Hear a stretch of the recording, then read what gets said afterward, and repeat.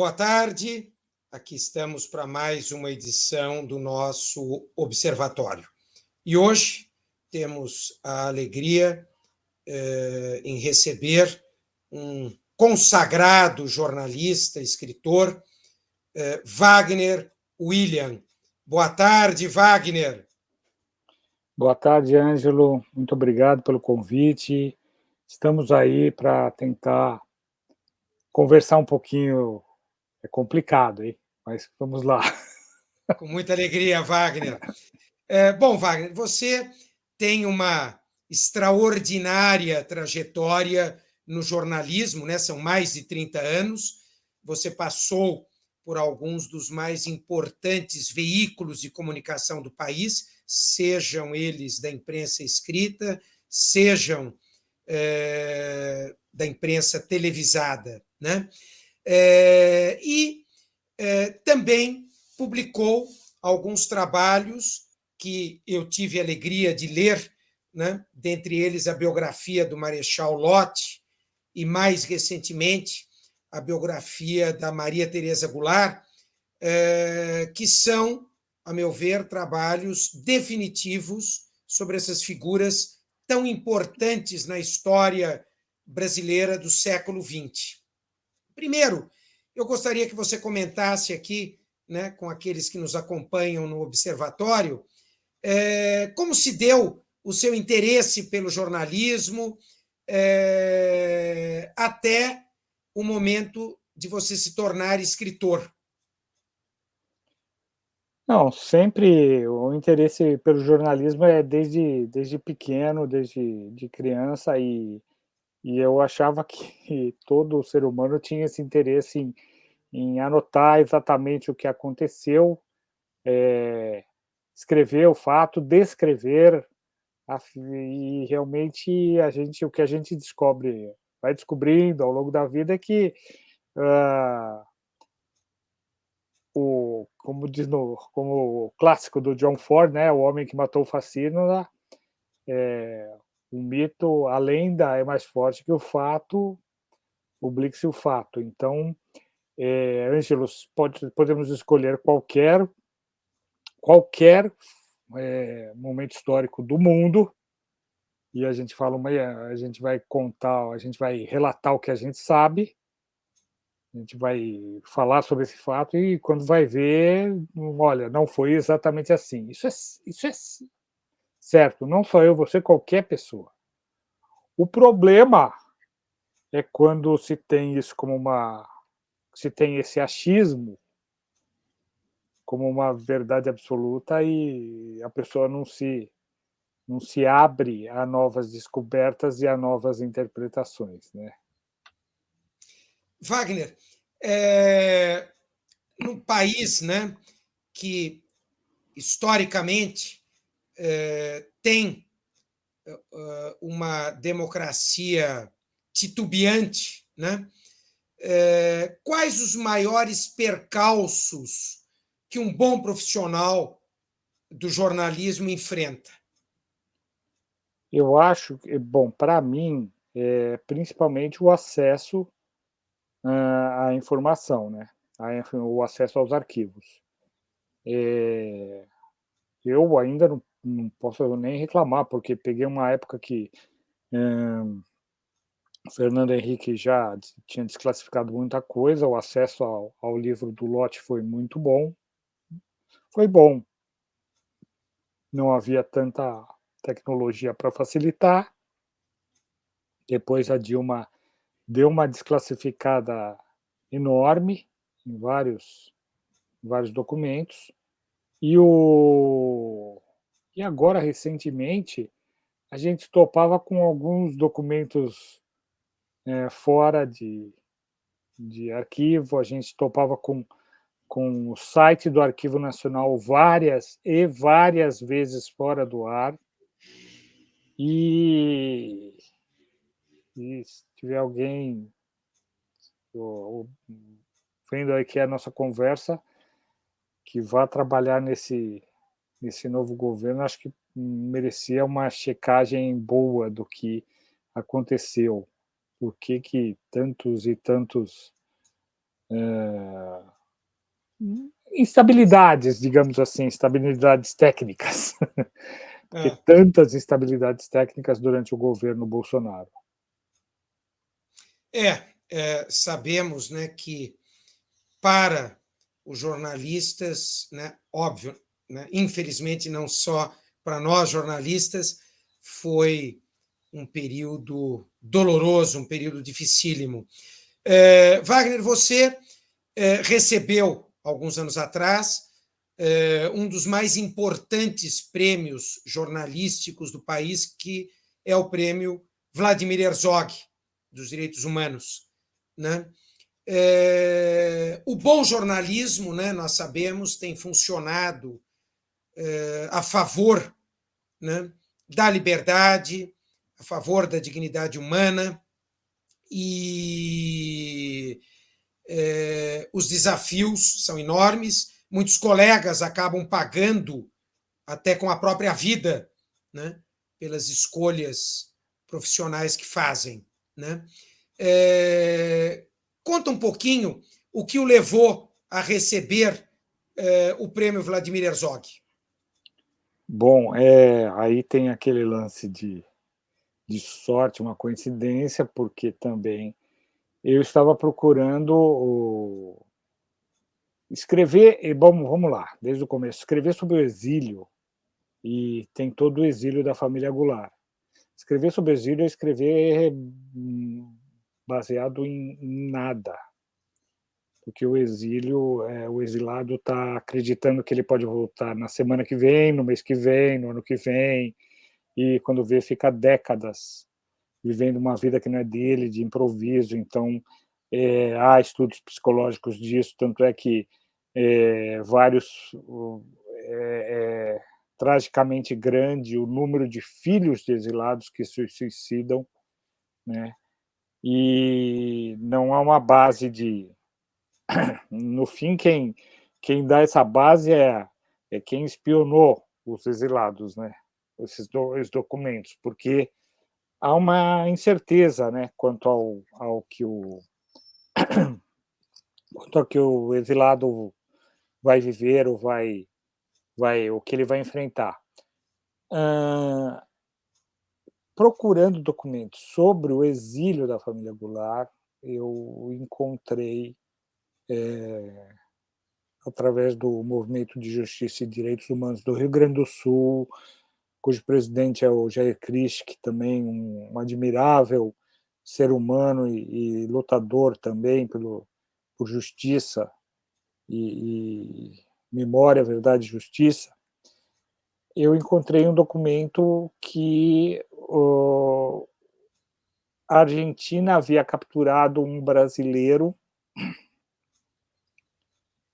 com a ajuda de um brasileiro, o coronel Jefferson Cardim de Alencar Osório. A Argentina tinha capturado esse brasileiro em 1970. Ele foi preso e torturado por policiais uruguaios e argentinos em Buenos Aires e devolvido ao Brasil. Então, Operação Condor, como é consagrado, por definição consagrado, aquele intercâmbio sem fronteiras de agentes da repressão que entravam, agentes da repressão paraguaios que entravam na Bolívia, agentes uruguaios que entravam no Chile, agentes chilenos para capturar os exilados justamente das suas ditaduras. Porque, Ângelo, você sabe que a história tem muita coincidência, né? Uma das maiores coincidências é no ano de 75, por exemplo, não haver país na América do Sul que não estivesse sendo governado por uma ditadura. Opa, escapou a Venezuela. A Venezuela estava com, com, com democracia, mas logo em seguida já cairia. Mas 1975, vamos lá, Chile, Uruguai, Paraguai, Brasil, Argentina, Bolívia, Peru estavam com ditaduras de direita, né? E se formou essa rede clandestina de repressão, sequestro, tortura e morte. Só que o que nos conta a história? Que em 1975, Manuel Contreras, homem forte do departamento da Polícia Secreta do Chile, do Pinochet, chamou vários representantes dessas ditaduras para assinar um acordo para criar a Operação Condor, em 1975. E essa história ficou, que no Chile teria sido criada a Operação Condor. Se eu descubro um documento de um brasileiro que é preso em Buenos Aires, com a ajuda de policiais uruguaios, é torturado, fica mantido preso ilegalmente, sem justificativa. É entregue para o ministro brasileiro que também, sem registro, desce um avião militar na Argentina, ele embarca e vai para o Brasil e fica preso na base aérea do Galeão, como diria o Brizola, tem cara de porco, orelha de porco, olho de porco. Que é isso em 1970? É a Operação Condor. Isso aí é uma teoria bem defendida, principalmente, de novo, pelo Jair Krischke, e que eu coloquei a primeira menção no jornalismo brasileiro a certeza de que quem criou a Operação Condor foi o Brasil, não foi o Chile, porque o Brasil tinha know-how já. O Brasil tinha know-how justamente do que eu havia falado. Ângelo, vamos lá. Nós demos um golpe no Brasil. Tomamos o poder, nossos principais inimigos vão para o Uruguai, aqui vizinho. Brizola e João Goulart. Eu não vou inundar. Eu vou deixar eles sozinhos, conversando e conspirando, ou eu vou inundar de agente secreto e de espião sobre isso? Então, o Brasil, já a partir de 64, já monta uma rede internacional. E o Brasil, com o seu poderio econômico, em relação às outras as nações da América do Sul, vai se impondo. E aí o pessoal vai gostando disso, né? A Argentina fica vendo, o Brasil está dando certo, o Uruguai, até o Uruguai, que é uma exceção cultural, um povo que está séculos à frente de qualquer outro povo da América do Sul. Eu sou brasileiro, posso falar, né? E é isso, se forma essa rede com absoluta criação, engenho brasileiro.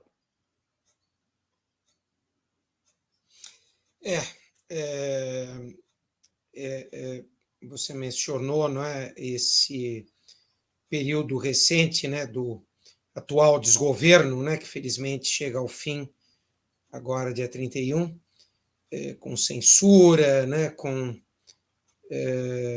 chavos de bastidores, né, terríveis.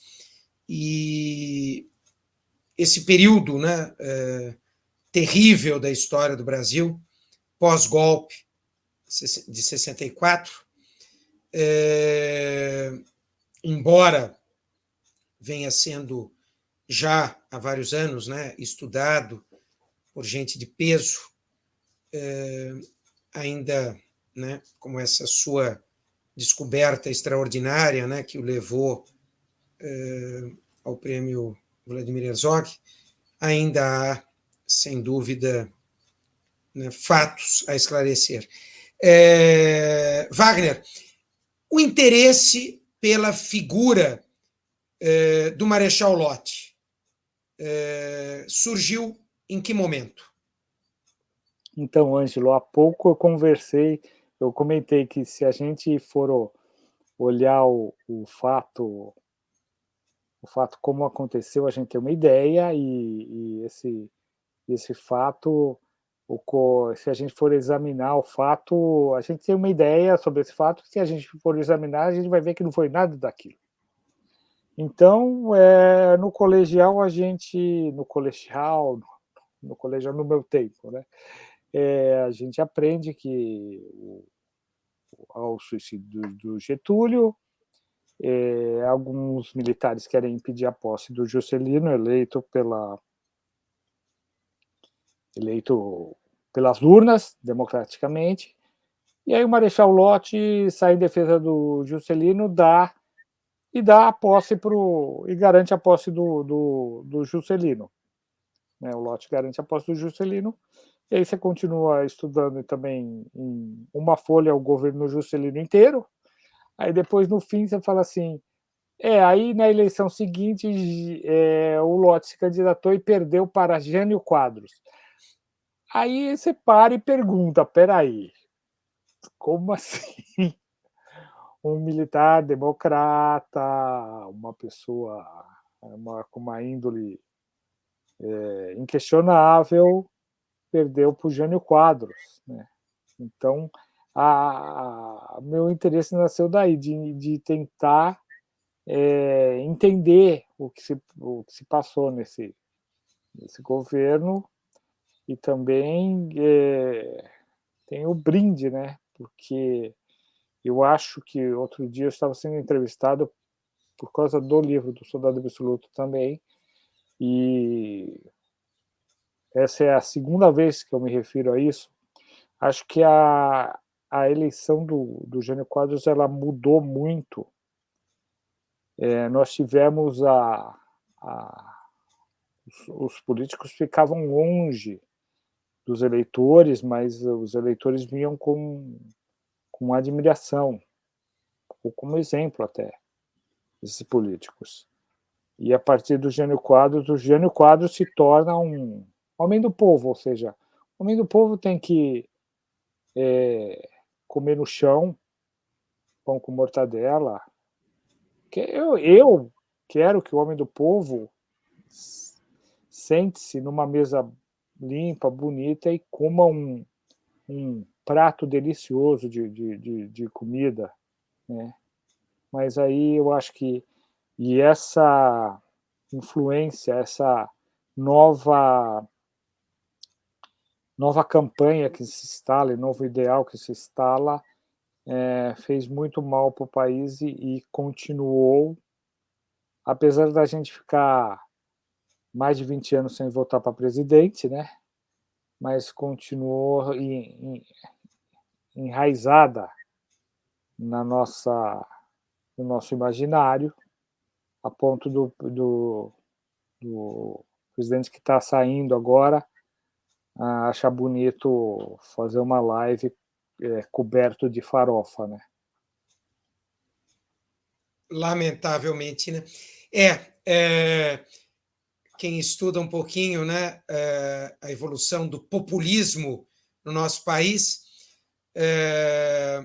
ingenuamente como eu, né, eu cheguei a achar que o Jânio teria sido o ápice, né, com aquelas performances patéticas que ele fazia, né? Mas conseguimos alguém, porque Jânio, pelo menos, era um homem que tinha uma certa cultura, né? Sim, sim. E agora conseguimos alguém muito pior, muito mais tosco, né? Mas Wagner, o Marechal Lott é a prova, né, de que nas fileiras do exército, né, nas fileiras militares brasileiras, nós tivemos figuras muito respeitáveis, né? Homens com uma visão de Brasil, né? Homens realmente merecedores de aplausos. Outro, né, desses homens é o grande Marechal Rondon, né? Qual a importância de Marechal Lott para a história brasileira do século XX? Então, hoje, para nossa esperança, vamos ficar aqui na versão poliana, a partir do ano que vem, se eu não me engano, começam a entrar no generalato oficiais que já não são herdeiros nem de segunda geração dos golpistas de 64, né?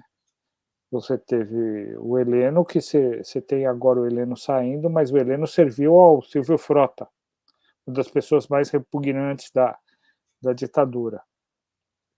Então agora vão surgir generais que foram forjados num período democrático, né? Então há uma possibilidade de que isso melhore. Agora, voltando ao Lott, o que o Lott fez? Ele botou de cabeça para baixo, porque o Lott assume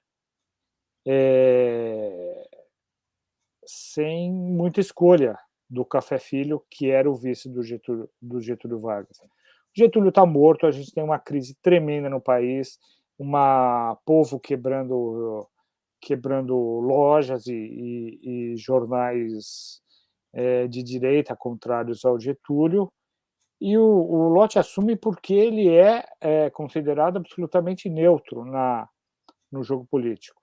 Ele nunca saiu em defesa nem de revolucionários, nem de contra-revolucionários, e sempre se manteve com uma carreira impecável de notas, né? Foi professor em vários institutos do Exército, e ele assume por isso, pela neutralidade e pela competência, de uma maneira que ele não servia ao jogo político. E, Ângelo, tem um momento que eu acho que a gente podia ficar falando várias coisas aqui do Lott, mas vamos falar uma. Em 1955, ele promove a general o primeiro homem negro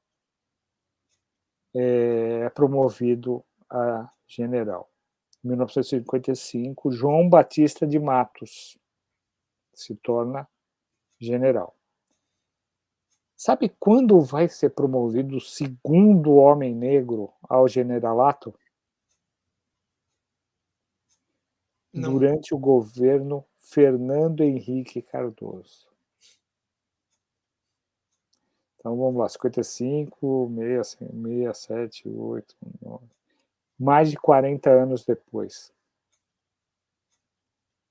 Então era. E outra coisa, Angelo, a gente não está falando de hoje em que se exige praticamente uma diversidade racial e cultural. A gente está falando de 1955. Tem que ser muito cumpridor do regulamento do Exército e muito corajoso para tomar uma decisão como essa. Mas o que o Lott, lógico que ele vai ser pressionado, né? Mas se vai promover, eu vou. Mas por quê? Porque está na ordem, é o primeiro por merecimento, é um brilhante militar, não tem nada contra, então tem que ser punido, tem que ser promovido. Então é isso. É extremamente racional, extremamente racional. Quando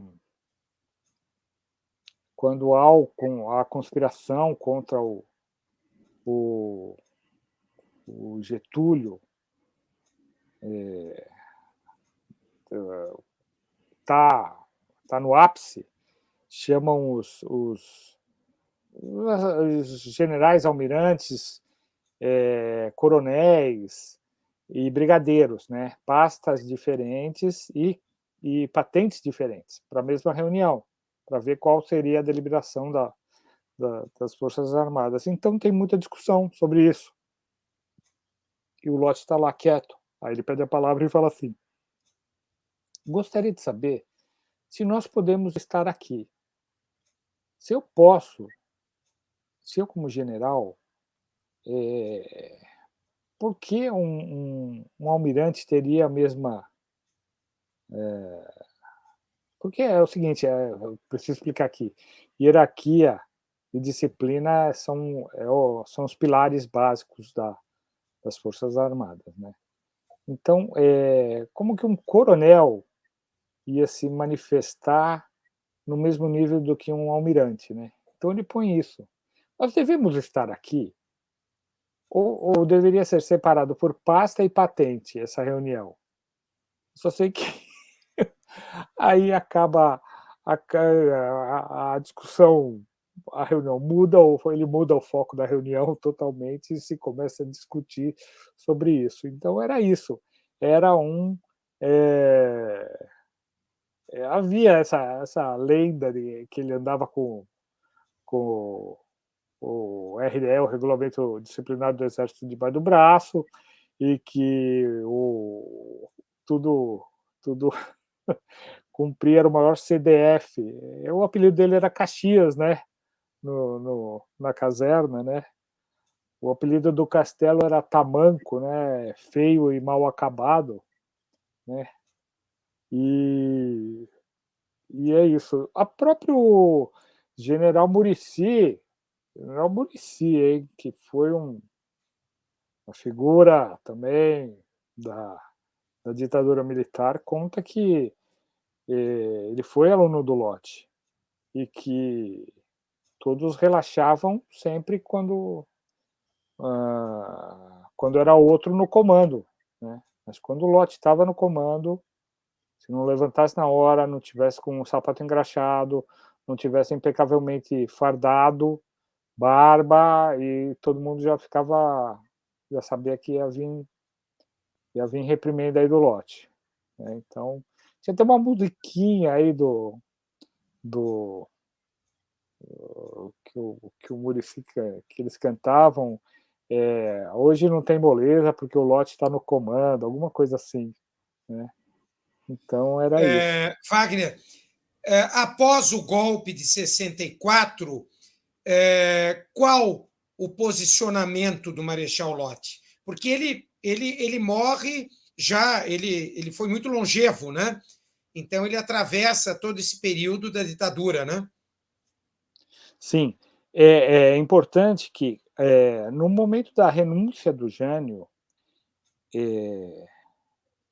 e é importante isso, mas isso aí foi apagado da história, mas no momento da renúncia do Jânio, o QG da resistência, pela posse do João Goulart, no Rio, é o apartamento do Lott, né? Aí o Odilo Denis vai prendê-lo, o Denis, que sempre foi o homem de confiança do Lott, mas nesse momento ele era o ministro do Jânio Quadros, e vai mandar prender o Lott, e o Lott vai ser preso na Fortaleza da Laje, na entrada naquela ilha de pedra, na entrada da Baía da Guanabara, onde as celas são esculpidas na própria pedra, né? Todo mundo achou um absurdo aquilo, né? E vai ser preso ali, né? E nesse momento, aí, que eu sei que não foi a sua pergunta, nesse momento todos exigem não, se apoiam nele para uma reação, né? Ele é o grande nome. No ano seguinte, não, aí todos se apoiam nele. Agora, em 64, e também hoje eu conversei muito numa entrevista sobre isso, em 64 a gente já tem um pouquinho do golpe cívico-militar, né? Então a reação não é tão grande, porque o próprio Juscelino aceita a, a posse do castelo e assim vai, né? O Lott, olha, após a renúncia do Jânio, ele lançou um manifesto que ele foi preso, tamanha repercussão. Ele lançou também um manifesto em defesa da democracia contra o golpe, um manifesto absolutamente normal, assim, nada de... O Lott realmente não escrevia de modo correto, mas burocrático, né? Sem impecável português, mas estava longe de empolgar a multidão com seus pronunciamentos ou sua escrita, né? e mandou esse documento para ser divulgado pela rádio, nem chegou a ser divulgado. E também não teve repercussão nenhuma a posição dele em 64. Agora, no ano seguinte, e bastou um ano, né? O Castelo Branco assume dizendo que não tergiversará sobre a Constituição, e em um ano já todo mundo sabe que a eleição foi cancelada e só teremos eleição para governador. No ano seguinte, aqueles que não ligaram para o golpe de 64 vão até Teresópolis atrás do Lott, em 65, para ele sair candidato ao governo da Guanabara. Só que o Lott já está em Teresópolis, na casa dele, já na reserva, cuidando do jardim dele, e não quer saber, e aí não para de vir gente todo dia. Então ele absolutamente ele aceita se rendendo. Não aguento mais. Não aguento mais, eu vou sair candidato. Ele sai candidato e, ao contrário ele aprendeu também na eleição presidencial que ele precisava fazer algumas coisas que a eleição presidencial ele é muito, ele fala o que ele acha, ele falava tudo que ele achava, mesmo sem ter necessidade, nem há uma passagem em Santa Catarina que está cheio de colégio particular em que ele insiste no ponto principal da campanha dele, que era o ensino gratuito para qualquer aluno. Ele vai acabar com um ensino particular. Todo brasileiro toda criança brasileira ia ter ensino gratuito. Isso aí era uma questão de honra dele. Talvez era o maior ponto dele, o maior ponto da campanha dele. E aí, para o governo da Guanabara, ele já se cerca de aceita que alguns publicitários trabalhem para fazer a campanha, se torna mais maleável quanto a isso. Só que aí nós temos aí Castelo Branco, o maior rival, não conversamos sobre isso, mas Castelo Branco vai ser o maior rival do Lott durante todo esse ensino, porque durante todo o ensino militar, porque o Lott vai sempre ser o primeiro colocado. Isso pesa demais, pesa demais. Hoje, eu não sei minha colocação no meu ensino na faculdade ou na época do colégio, mas no ensino militar pesa demais ser o primeiro da turma. O Lott era sempre o primeiro e o Castelo era sempre o segundo. Então, vai se formar uma rivalidade desde aquele tempo. Né? E com o Lott também dando carona no... Carona é quando é para ser promovido, mas como... É para ser promovido, mas aí passa o que está atrás. Justamente porque havia um envolvimento político. Quem estava envolvido com a tentativa de impedir a posse de Juscelino, o Lott deixou mais de escanteio mesmo, né? Porque também uma coisa é cumprir o regulamento, a outra é dar força para o seu inimigo, né? Mas voltando à candidatura ao governo, ele estava em Teresópolis, e era Guanabara e Rio de Janeiro. A Guanabara não... Teresópolis não estava na Guanabara. Então, quem está nos ouvindo e por acaso tem a dúvida do domicílio eleitoral, o famoso domicílio eleitoral, a lei do domicílio eleitoral foi criada naquele momento para impedir que o Lott fosse candidato ao governo da Guanabara. Eu não sei porque ela vale até hoje, né? Mas a lei do domicílio eleitoral foi criada para o Lott, em homenagem, aspas, ao Lott.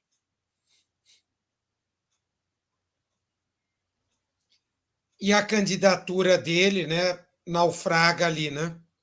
Sim, e o pior, entre aspas, também, é que ele estava muito bem cotado.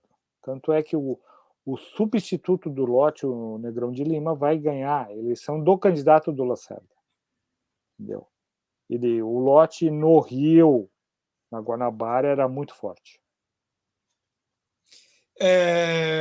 Wagner, após, né, debruçar-se, né, sobre essa figura extraordinária do Marechal Lott, você se debruça noutra figura extraordinária da história brasileira do século XX, que foi uma primeira-dama, a Maria Tereza Goulart, né, que ainda está entre nós, né,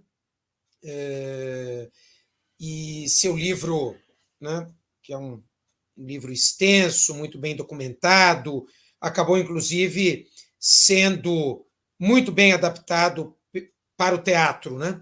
E virou uma peça, né, teatral. Por que Maria Tereza Goulart? Então, começou com o Lott. O que acontece? Eu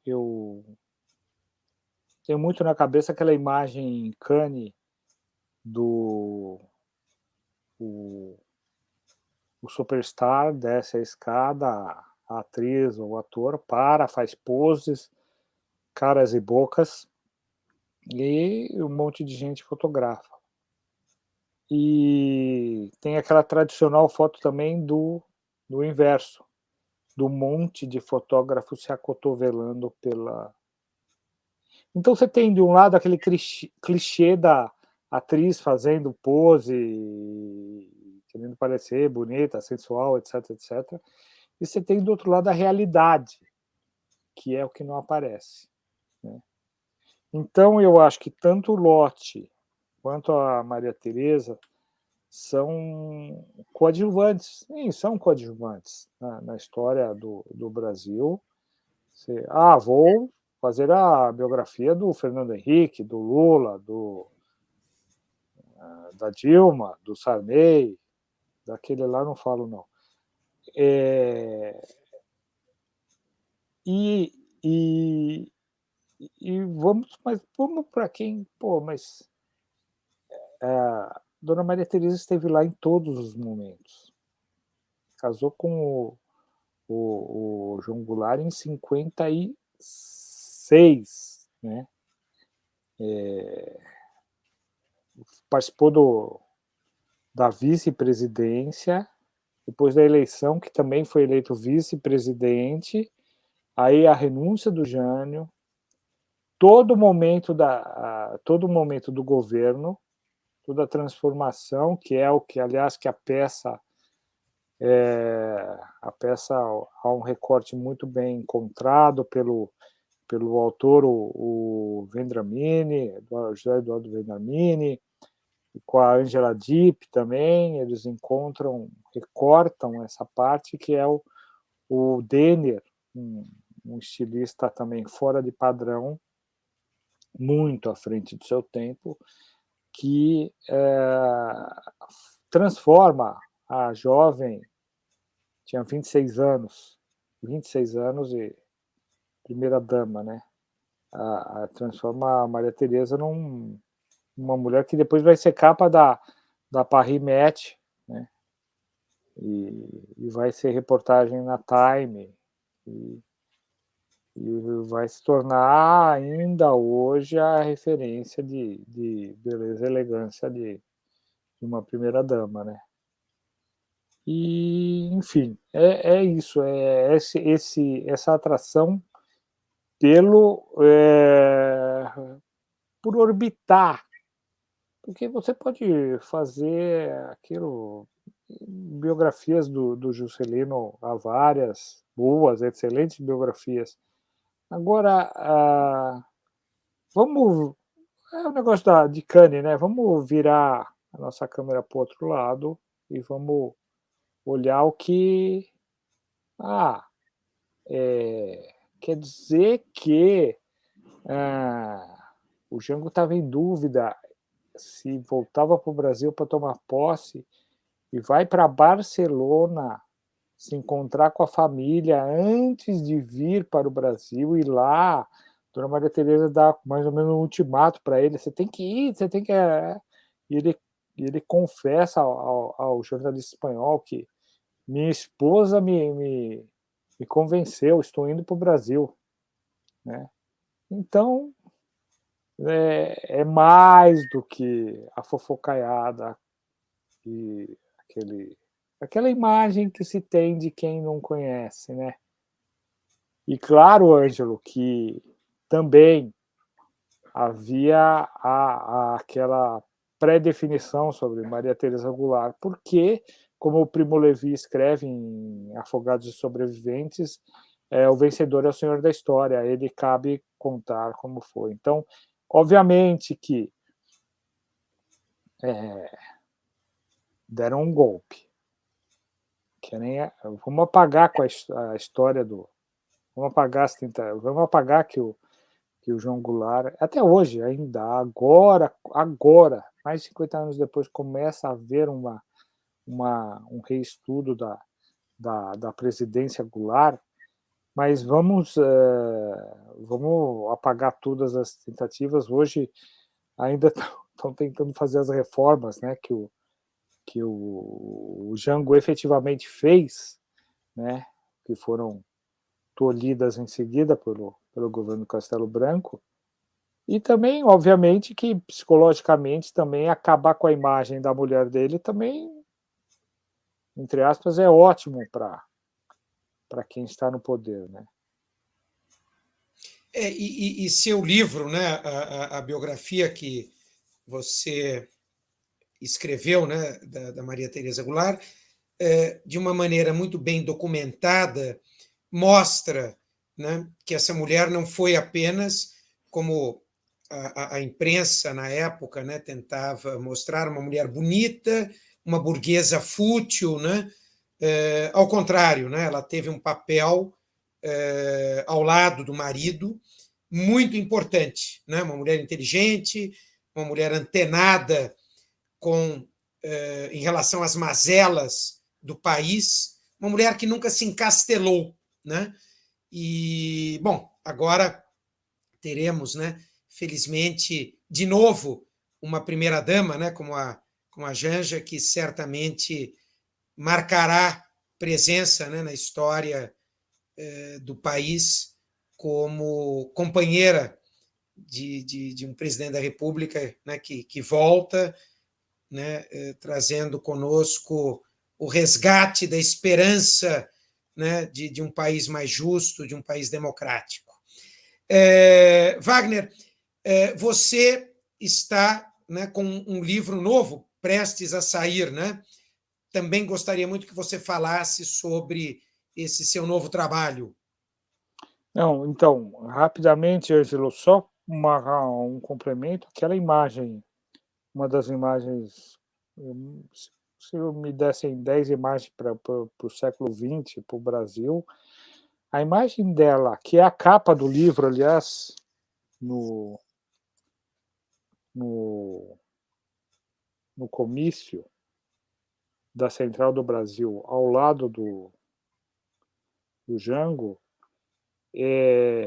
aqui é a primeira vez que uma mulher sobe ao palanque no Brasil. Extraordinário, extraordinário isso. Entendeu? Então, outra coisa, se fala de futilidade, mas ela, apesar de ser sobrinha do Getúlio Vargas, porque a irmã do pai era casada com o irmão do Getúlio, havia uma. Não, sobrinha do irmão do Getúlio, de Sim.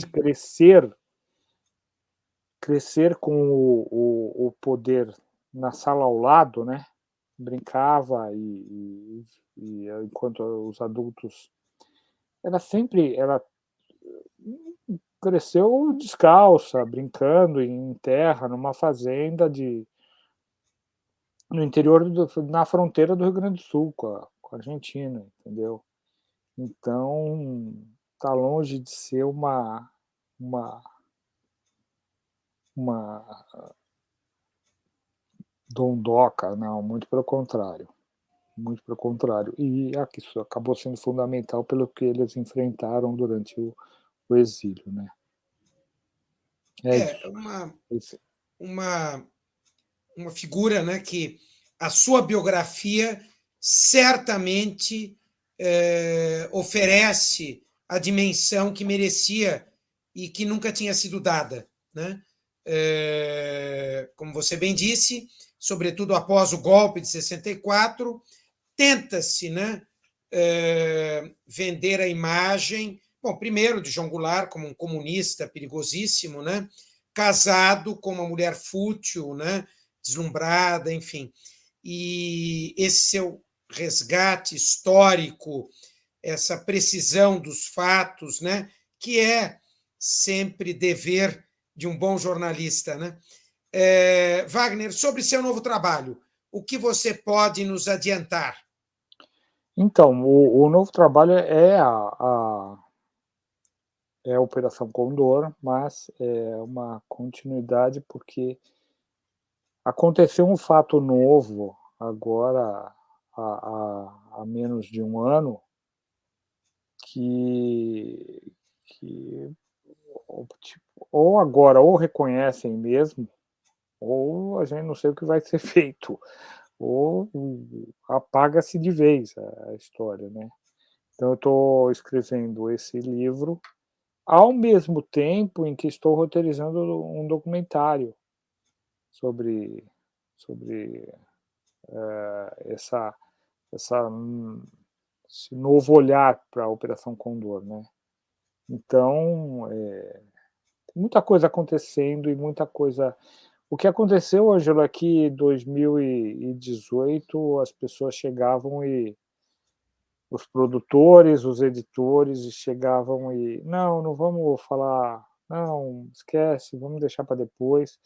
E agora, sim, podemos voltar a ver uma luz no fim do túnel. Tem aí os direitos do Mulher Vestida de Silêncio para um produtor que já conversou com Andréa Horta e Alexandre Nero para fazer no cinema. Provavelmente a peça que foi muito bem aqui em São Paulo e que o pessoal fica bravo, né? Que pô, não vem para o Rio de Janeiro, não vem para Porto Alegre, que seriam os lugares naturais que essa peça teria que ir. Então, a produção está tentando muito levar para o Rio Grande do Sul e para o Rio de Janeiro também. Então, há uma possibilidade, respiro, há um respiro de esperança. Né? A esperança, pelo menos, é necessária. Né? Agora, quando tira Sem dúvida. esperança. Que, sobretudo nos últimos 4 anos, nos foi descaradamente roubada, né? Nesse mergulho, como eu sempre digo, numa verdadeira estadia no inferno, né? Uma estadia nas sombras, né? Porque E eles nem se fala muito da. Tinha muita gente que dizia que entendia muito de economia nesse governo aí, mas era preciso fazer conta, né? Por exemplo, a indústria cultural americana dos Estados Unidos é maior que a indústria siderúrgica disparado, né? Então, você quer gerar emprego, gerar ganhos para a sua economia, investir em cultura é uma ótima. Né? Então, vamos ver se a claro, gente. se retomamos, né? E haveremos de retomar. Wagner, obrigadíssimo por ter aceitado ao nosso convite. Publicamente aqui deixo meus parabéns por esse trabalho extraordinário de pesquisa que você vem fazendo. Aliás, hoje, né, felizmente, temos no país jornalistas da sua estatura, da estatura do grande Laurentino Gomes, né? E outros tantos e tantos aqui. Recentemente entrevistei o Silvio Barsetti, né?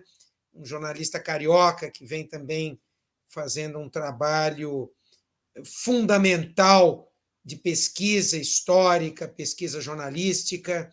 Então, só tenho a agradecer, né, por essa contribuição tão valiosa para que nos entendamos melhor como país. Quanto a isso, eu posso falar que tive um pouco de sorte, porque meu primeiro ano escolar e aí se via muita gente com meu primeiro ano de faculdade, não primeiro ano escolar, meu primeiro ano de faculdade, se via muita gente com a ilha do mestre Fernando Moraes, o Brasil Nunca Mais debaixo do braço, então eu cresci lendo essa novíssima, então nova geração, né? E que se tornou referência, né? E a gente hoje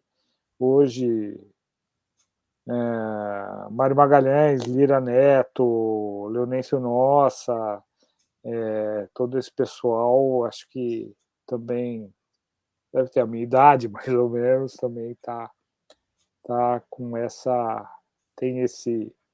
teve essa sorte de crescer. É o que eu digo, né, Ângelo?